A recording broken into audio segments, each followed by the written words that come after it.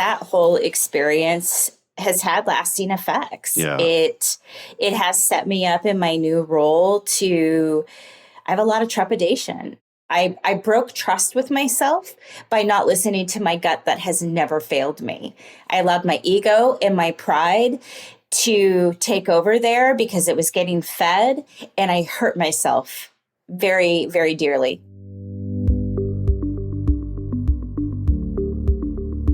I'm Jim Hessler, and this is Path Forward, Real Conversations about Leadership. In every episode, we're having real conversations with real people about real issues, about the journey, about the challenges, about the joys. One thing leaders believe is that no matter what the circumstances, no matter what the challenges, no matter how confusing or difficult things are, there's always a path forward. Leadership is a very creative process if you're doing it well. For the past 21 years, we've been teaching leadership primarily through the process of great conversations.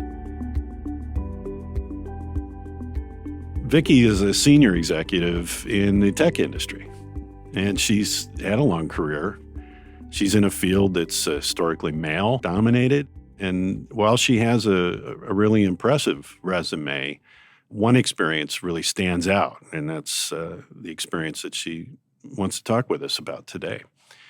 She had 3, really hard years in one job, and that shook her to her core and made her question everything she knows about her work and what she wants to get out of it and where her career is going. Vicky, welcome to the podcast. Thanks for being our guest today. Thank you. I'm excited to be here. 28 years in the same industry. Wow. Congratulations, I guess. Yeah, I'm not so sure that that's warranted at this point. Yeah, I mean, for somebody that doesn't work in tech, describe maybe how the leadership environment might be different than it might be in another industry. If you're not hands-on in the mire every day, you tend to become more distant from the tech and understanding everything in a very detailed fashion. If you get into a situation where you're like, gosh, I don't want to do this anymore, if you've been in leadership long enough, you're kind of stuck. Okay, so by advancing in the hierarchy, you maybe tend to lose your skills a little bit. You lose the technical, the current skills, yeah. The current skills. Yeah. And it isn't that, I go and certify all the time in different things, but even then, if you're going to be a good leader, if that is the role you're going to do, it's going to take more time away from the hands-on. Right. It started almost, probably within a year of me going into leadership, and things were changing and evolving since I wasn't hands-on as that evolution was happening. And then as I've gone up higher to where I now lead leaders, it's even more so. It isn't to say I don't bring a lot to the table in that way, but depending on the company and the culture, I've been devalued in certain places and I've been really valued in others. So it's tricky space. Tell me about the devaluing. So where I've had issues is that if you go in, let's say you're hired into an organization and the person that's hiring you in is like, hey, we need your leadership. Like, you have tons of enterprise level experience. We need you to come in. We have a ton of inexperienced tech engineers. Mm-hmm. And, we need you to get processes, strategy, all of these things in place to move this team forward. But the culture of the organization has a lot of technical leadership because they've promoted within. Right. And so as you're working with different peers that may not be as strong in the leadership space, they can tend to devalue you as overall because you're not as technical as they are anymore. So it really can be, per culture type of situation. Somebody with great intent pulls somebody in that can tend to struggle. So there's a kind of a pecking order based on your technical knowledge? Is it? Oh, yeah.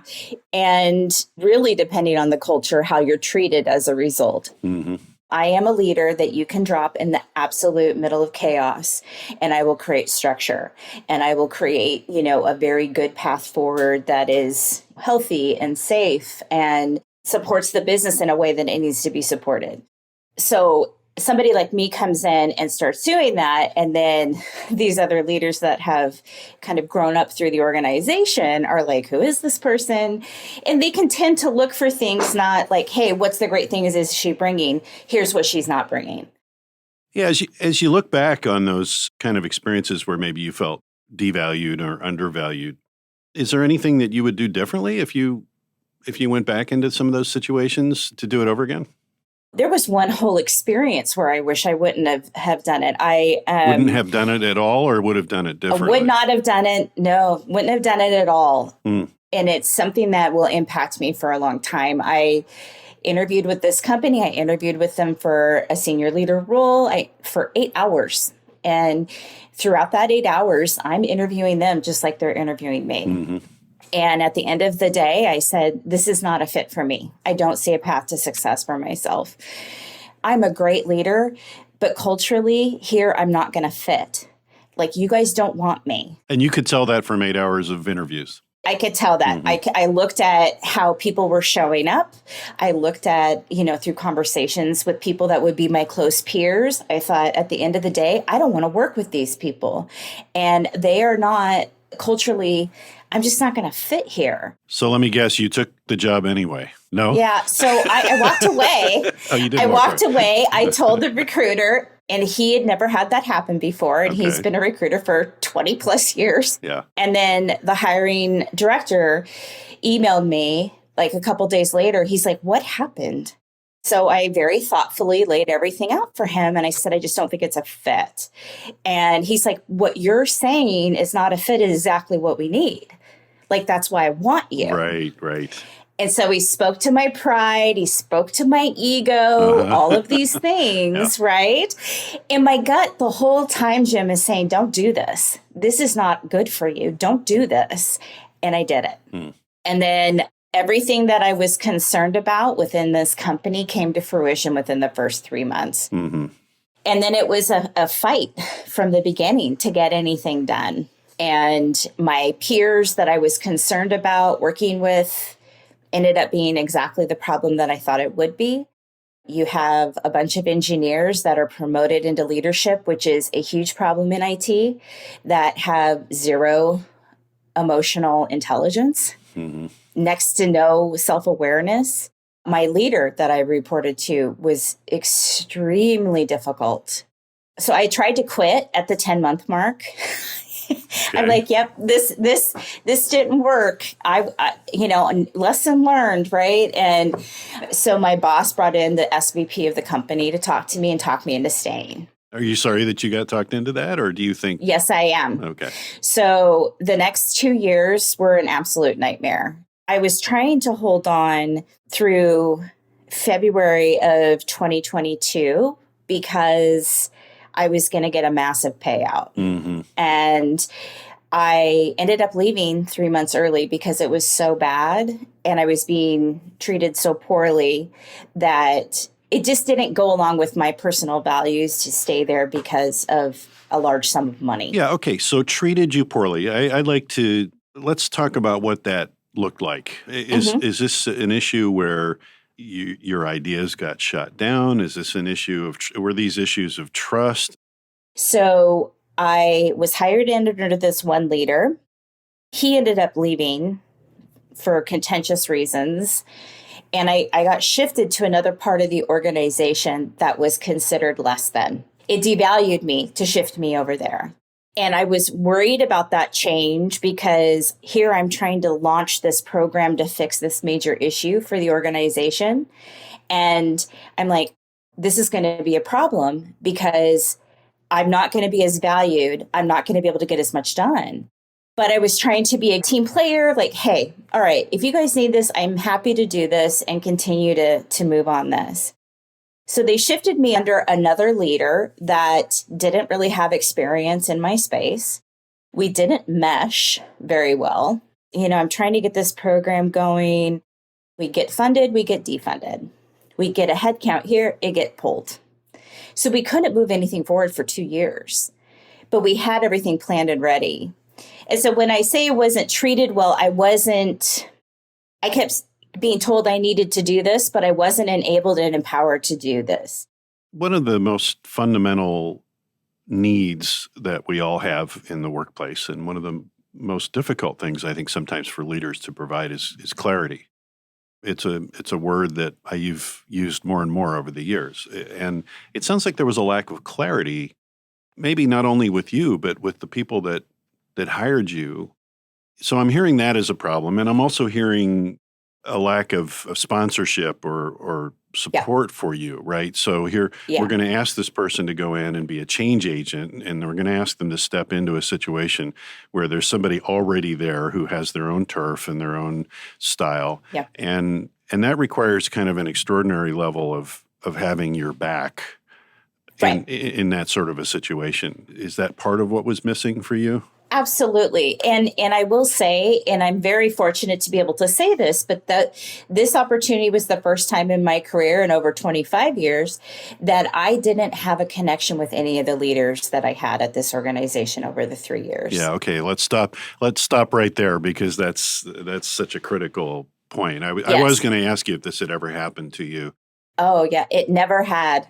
No. So you didn't have a connection with them. So break that down a little bit for me and tell me what that means. Connection to me is that we are engaging on a regular basis, that there is two-way trust and two-way honest communication, that I can feel empowered to move things forward and know this person has my back. And that person knows that I'm going to see what's coming and I'm going to keep them ahead of the game on this, that I'm going to deliver anything and everything that needs to get delivered, that I'm going to make the tough decisions and do it in a professional way. And I'm going to be a steward of the company on their behalf. You know, Marcus Buckingham, one of the most widely read writers in the business world, yeah, he says, for example, people don't want feedback as much as they just want people to pay attention to them, right? And to know where they are and who they are. And that simple idea of connection is much more important than any sort of formality in the relationship, right? So Right. These people didn't get that, is what I'm hearing. Yeah, they didn't. And for me, the basis of that is me giving them kind of my plan of how to move things forward and making sure that we're aligned. And what I found when I went to this company, I onboarded myself. I didn't even have a conversation the first 6 or 8 weeks with my boss that hired me in. So I immediately went to work and started getting to know the teams I was going to be working with in this other area. The other thing I was up against is that one of the manager that I was hired in over, who had just gotten into leadership maybe 3 or 4 months earlier, had fancied himself getting my role. And there was a disconnect between our leader and kind of where he was. So there was probably resentment coming in. He was kind, but he ended up being a very manipulative, subversive type of person. What happens in that situation, Vicky, is that if there is a lack of clarity in that situation, the person who didn't get the job will often retreat into a very passive-aggressive modality to kind of reclaim their power, even though they can't claim it, you know, institutionally or through title. They still want to reclaim their power. Everybody says the greatest fear that human beings have is heights or public speaking. The biggest fear that human beings have is loss of status. So all of a sudden you come in and all kinds of people's status alarms go off, that they're going to lose status because you're here now. So how do you overcome that? I like to get into any new leadership situation and, you know, establish trust as much as possible. And that's aligning my words with my actions. And what ends up happening with me, and it always does, and it's especially with men, I'll just be super honest. You know, I'm a gregarious personality. I love, I find humor in things. I can yuck it up with the best of them, and people always will test. They will test. How much can I get away with here? She's nice. She engages. She smiles. I think that I can get away with quite a lot here. They always test it, and then they hit that boundary, and they're like, whoa, that is a solid boundary. And so it's this back and forth. They see that as a potential weakness for them Oh, yeah. to exploit? Yeah, absolutely. Absolutely. You know, the culture at that particular organization, just to go into it a little bit more, it was like they really, encouraged everybody to challenge each other, which I am all about. I love good, healthy challenge and debate. Like, that's what we're there for. We're not there to just go and never be questioned. I love that. I can do that all day. But when you're dealing with a group, so the average age of the employee in this company was 27. Mm-hmm. We had a ton of just fresh grads out of college that are software engineers. And they, there isn't, I'll say it. I'm an old woman in this industry in my mid 40s. It's like, get me a cane. She's starting to smell. She's that old. It's just, that's the problem. And so I'm like, so that by itself was like, my God, what am I doing here? What am I doing here? And it quickly became clear that they needed the maturity and the experience because the bulk of the employees didn't have that. But what you also get in those situations in a culture where that is encouraged and fostered is a bunch of people that don't know how to do and challenge appropriately. There's a very fine line between challenging and debating and polarizing. When I hear that sort of a comment, my brain goes in two different directions, right? Because when we challenge, and I'm known as a pretty challenging individual myself, but I'm a guy, so maybe that it makes it a little easier for me. I don't know. But there's responsibility on both sides of that equation, right? At both sides of that relationship. There's responsibility to challenge effectively, and there's also responsibility to be challenged effectively. Absolutely. And so when I hear that people say they want to be challenged, but they don't really want to be challenged, that always shows up for me that, oh, wow, there's a gift, there's a maturity in learning to challenge effectively, but you also shouldn't have to be so damn careful either, right? This has been frustrating for me throughout my career. Sure. Is, geez, can I just say what I want to say and not have everybody running for the exits? And I agree with that to the point, but the reality in the workplace today, Jim, is people are very, very sensitive. And so when you do challenge in a way that it could even be down to the individual, I'll take onus in that. It wasn't just me gristling about these different individuals in these kind of challenges. They would have the ear of senior leadership and be like, I'm going to challenge this. And yet they were absolutely aggressive and nasty to people that weren't that senior leader, right? A bully is what they ended up being. And it was fostered because that senior leader wasn't ever present in those conversations. I had a conversation with a VP and one of his principals, and this guy is so aggressive and coming at me. And he's like, you look me in this camera and you tell me you don't have my solution. And he is pointing at me. Yeah, power tripping. He's totally. Yeah. And my boss is in there. His boss is in there. They're not saying anything. I back him down, and his boss is smiling. So we get off that call. This guy's clearly a loose cannon. Normally, I would have hashed it out with him and said, don't ever talk to me that way again. But I knew it would escalate.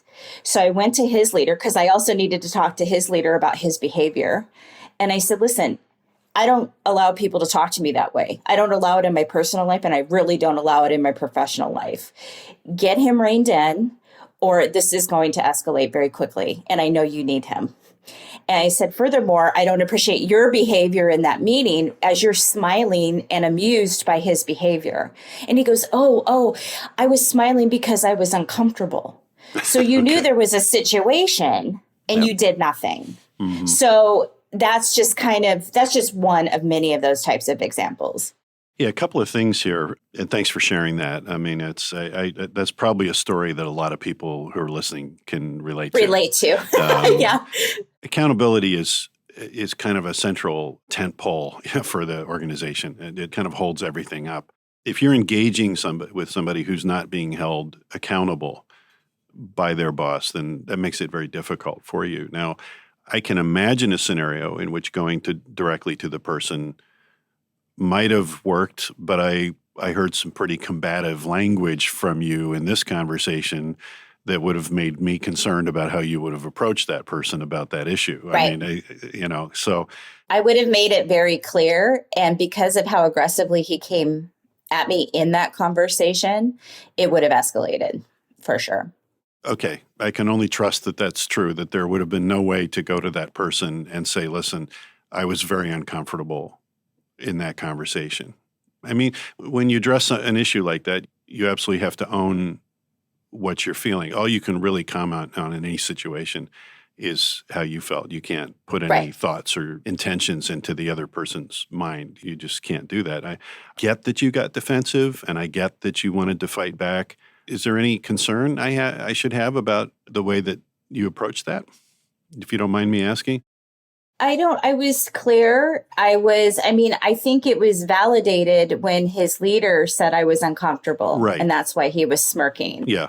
And there were other people in there that were witness to the behavior that had the same feelings. Because I checked with them for feedback afterwards and said, listen, did I misread that? They're like, what was going on? What was happening? And I assume this wasn't an isolated circumstance that this person. No, it ends up this person. And I even said that I'm sure I'm not the first person to come to you. Because this is the first time I'd ever met this guy. I had never met him or worked with him prior. Yeah, so he was just pissing on his fire hydrant, letting you know who was in charge, right? Yeah, those are difficult people to deal with. Sometimes the bully can be defused pretty quickly if somebody stands up to them, right? I mean, this is kind of the rule about bullies is they'll be bullies as long as they get away with it. But if their boss wasn't willing to take action on it and their response was to be uncomfortable and not do anything about it. That's pretty tragic leadership right there. So you've used... Yeah, my boss was in there too and didn't do anything about it. So, I mean, it just speaks to the bigger thing. Yeah, yeah. So you've used the word culture a lot in this conversation. And I appreciate that because it is so essential to our experience at work.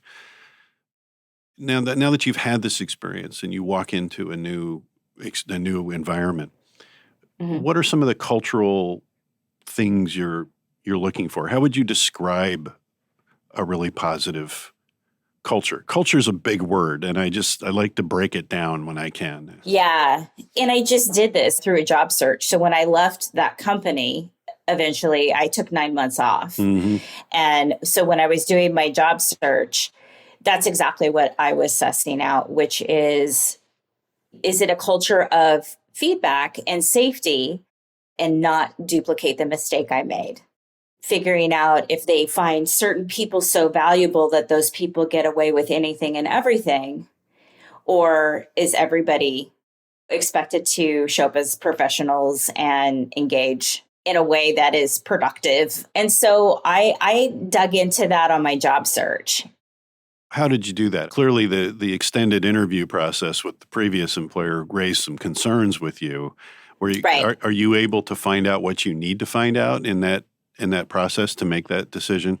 Number one, I expressed what I needed, right, in my leaders and what I desired in that dynamic, what characteristics I need in a leader that I'm going to, connect with.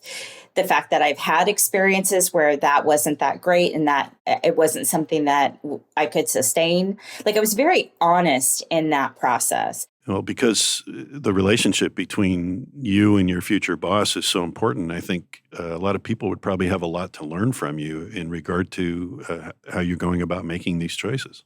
That whole experience has had lasting effects. Yeah. It has set me up in my new role I have a lot of trepidation. It's like I'm lost a little bit of your mojo. Oh, for sure. And what it really called out for me, Jim, is that my work came in way too much on my self-worth versus who I am as a human being, who Vicky shows up day in and day out as a spouse, as, all of these different things. Taking a hit there impacted me greatly. I broke trust with myself by not listening to my gut that has never failed me. I allowed my ego and my pride to take over there because it was getting fed, and I hurt myself very, very dearly. Yeah, thank you for sharing that. I mean, we're all sensitive in terms of our sense of ourself. I love that you use the word trusting and trust in yourself, because there's a lot of evidence that your ability to trust others it comes directly from your self-trust level. I mean, Right. if you can't trust yourself, then you quite naturally have to project out on the world that other people are as untrustworthy as I am with myself. So you kind of have to learn to trust again. Exactly.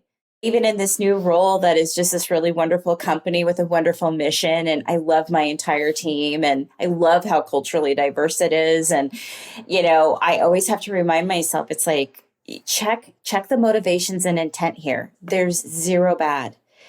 Nobody's trying to manipulate you right now. Nobody's trying to shame you. Mm-hmm. So I'm getting better and better as I'm getting more settled in, for sure. But it's going to be a journey. Yeah. After that last bad experience, I thought about getting out completely. I'm like, maybe you just don't fit here anymore. Maybe it has changed so much that you don't have impact here anymore and you need to rethink, And then I thought, well, I could go maybe try to be an individual contributor or something. And I'm like, geez, I don't qualify for that anymore. You're in an age where those kinds of questions frequently come up. I'm significantly older than you, but I can remember very much being 47. Yeah. And whether it was through that type of experience or not, I think it's a time in your life when you naturally start to ask some of those questions. That's reassuring. That's super helpful because I attributed to this horrible experience. And the other thing I struggle with, I have this many years of leadership experience and I'm not in a director role. So you feel like you haven't advanced as much as you should? Well, I don't know that I want to. This is the struggle for me is I have these outside forces saying, you have so much experience. You've done a director job at other companies. It just wasn't called that. Why aren't you going for the bigger title, more money, all of these things? And it's been a struggle for me because I am not the person that wants to just go up and up. I have to enjoy the people that I work with and what I do every day. A metaphor that I've been using with people recently is I talk about this heavy-duty driving capitalist system that we live in. And there's no greater example of hard driving capitalism than the tech industry. The metaphor I've come up with is at a pretty early age, in your case it was 19, somebody walks you up to like this gigantic river, this really fast-flowing river, and they say, if you want to be a success, you got to jump in the river. And the river's powerful, but it's what you have to do to be successful. If you want to make money and you want to have a house and you want to, go take European vacations, you got to jump in the damn river, right? And what happens is a lot of people jump in the river and then they can't get out. They get into the faster flowing parts of that river and they're looking to grab a branch or something to get the hell out of that, because they just don't want to be in that river anymore. And there's other people who love it, right? And they don't want it to ever end. But it's hard to get out of that river. It's hard to say, I don't want to be the boss. I don't want to be the director. It is. I just want a really good job that I care about. But there is judgment about that. It's so sad, but there still is judgment about that. Well, and I feel like this current company is developing me in that way too. And it's like, if you say, you know what, I'm good here, you're seen as having a lack of ambition. And that's absolutely not the case. It's really struggling up against my own values around what do I want to, if I'm going to work, if I'm going to do this every day, I want to be really as close to the tech as possible and working on really cool things and, delivering amazing results. And that feels good to me. Yeah, I understand that at a certain point, the crap associated with hierarchical advancement might not be much of a motivator anymore. If you've had those titles and you've had, VP position or whatever, that may be less important to you as you get older and more advanced in your career than just being a difference maker and actually being able to get things done and do the work that you really enjoy. Right. I'm just releasing a book called Stepping Up or Stepping Aside, which is all about this journey of hierarchical advancement and deciding whether we want to continue that or whether we want to step aside and find a different role in our company. But it doesn't mean you won't be a leader. No. You want to be a leader either way. I can hear that very strongly with you, that you still want to influence, you still want to lead, but maybe some of the other crap that we deal with in organization and politics is of no interest for you anymore. I mean, this is just self-work that I need to continue to do to be okay. It's like really driving to what I want to do. And there are director roles in certain companies that I'd love to have. And then there's ones that I probably would not because it distances me too much. It isn't, to me, I'm capable. It isn't a capabilities issue. Yeah, I don't hear that. Yeah. It's a, what am I going to enjoy? Are you doing enough in your personal life to fill some of those gaps? I mean, I'm on 2 nonprofit boards now, for example, and that's filled some of that gap for me. I'll share just a very personal thing, but I'm a recovering alcoholic. You know, I do a lot of service work around that. I also live on a farm and I have horses and I have dogs. I don't have children. My husband and I were like, we're blissfully child-free, but more and more people are joining you in that choice. Yeah, right. You know, I love kids, but it's just, you know, so in building up this farm, designing how everything's going, the health of my family, I'm like, that's where you need to derive your worth from. So yes, I've had to actively seek out other ways to derive that. Yeah, thank you. Thank you very much for sharing that. The struggle with alcohol, does that play into the trust issue we talked about? Yes. But what it also does, Jim, is, you know, when you work a program, you're required to be a different human being. You don't get the luxury of showing up for, excuse my language, and to be an asshole. You don't get that luxury anymore. You need to show up. You need to be a decent human being. If you are not, you need to atone for that. And you need to behave differently if you are going to stay sober. And so I take that really seriously. I'm not perfect by any stretch of the imagination, and it's funny too, because all of us that are in recovery, there's specific language we use, and I'll hear somebody else and I'm like, oh, and, you know, we find each other in the workplace because most of us don't readily talk about it. Right. It's dangerous to talk about it. It's stigma. There's a lot of stigma around it. And I have years of sobriety. And so that's been a tricky thing to navigate in the workplace, where it's like I've shown up to a company day one and they have alcohol everywhere in the office, open bottles of liquor, and let's take a shot to celebrate you joining. And I'm like, nope. I recently had a health setback. It's not a big deal, but I can't drink alcohol, or I can only drink very, very small amounts of alcohol. And I'm already finding a lot of discomfort in social situations because of that. And I think employers probably need to be a little more sensitive about that. It's a problem. And it took me a while. They had pressured me enough because certainly I didn't want to open up about that on day one. Right. There has to be a lot of trust established for me to say, hey, this is how I live my life. But I finally just said, listen, I don't drink. Okay. I lost my screen time. Lost privileges years ago. There you go. They're like, oh, got it. Okay. You know, I mean, it ends up not being that big of a deal. I hope you can give yourself credit for, you know, what you have accomplished. Yeah, I do feel good about that. And I have a lot of relationships that have maintained over the years that, you know, are very fulfilling as a result of leadership. That's a good sign that you've given a lot of yourself. And yeah, that's great. Yeah. What's the number one challenge for you moving forward from a leadership perspective? I think it is just reestablishing that trust in myself. You know, to your point, starting there will allow more trust for others. How do you do that? I think it's building blocks for me. It's little things of taking risks and taking chances and seeing how things land, and being open to the feedback around that and being able to change and pivot and do that, like work my way through those situations. You've been just lovely to talk to, and I've enjoyed it me too. Very, very much. And thank you for everything you've shared. I'm sure a lot of people listening will have a lot of value to pull out of this conversation. So thanks very much. Great. It was a pleasure, Jim. Thank you. All right. Take care.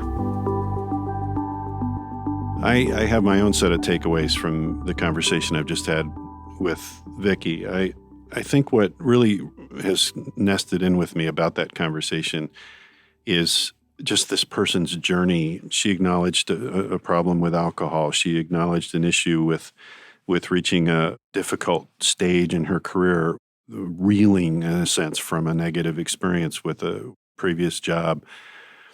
And I admire her for her resilience and, getting back up and moving forward. But you can see that she's at an age and a time in her career where she's been maybe wounded a little bit, or she's questioning maybe the assumptions that she had about her career aren't playing out exactly the way she might have expected them to.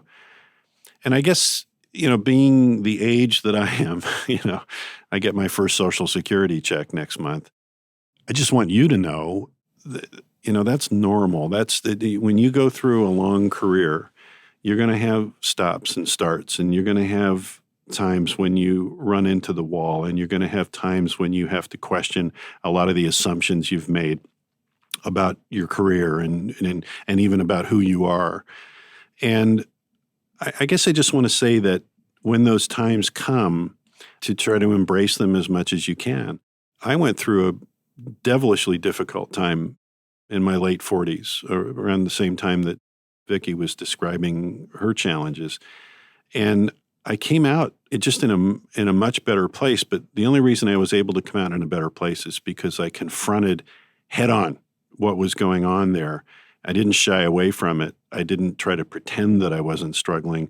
I acknowledged, especially to the people who love me, that I was struggling. And I heard that Vicky has some work to do, like all of us, to kind of decide what she wants the rest of her life to be and to look like. And also to recognize that whatever she thinks that is now might change another 5 or 10 years down the road, and that's okay. So I was very honored by Vicky, the strength of her character and how the work that she's doing. We often talk amongst ourselves about whether our clients are willing to do the work. It's a term we use a lot. And Vicky's clearly willing to do the work and is actively doing the work. And I think she's going to be just fine because of that. Well, thank you for listening to Path Forward, Real Conversations about Leadership. If you enjoyed this episode, really appreciate it if you let us know. You can rate and review the show on Spotify and on Apple Podcasts. Special thanks to all my guests for the level of vulnerability they took in sharing their stories. If you'd like to be a guest on Path Forward, please reach out via the contact form on my website, pathforwardleadership.com. That's also where you can learn more about our show, my upcoming book, and my leadership services.